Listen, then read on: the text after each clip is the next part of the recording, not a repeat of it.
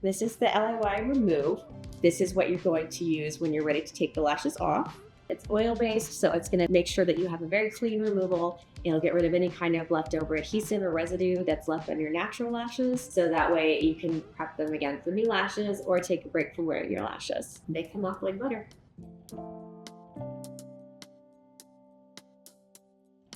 I'm going to show you how to use this today. I'm going to remove my lashes for you so you can see how easy it is. I'm basically just combing the remover through my lashes. I just kind of wiggle it, and you can see they just easily come off, and you'll see these little clusters come off. You're not ever going to pull the lashes off of your natural lash. That can cause the lashes to come loose that shouldn't have.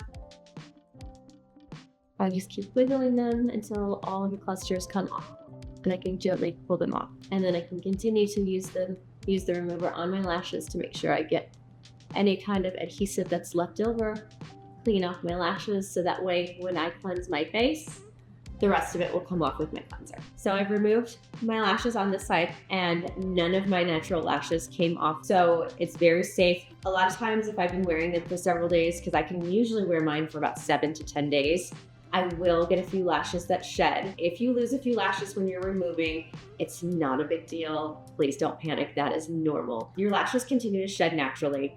They just don't go anywhere because they're stuck in the lashes when you're removing. But my lashes are intact. I didn't lose any. There's no missing spots. I have no damage. Super important.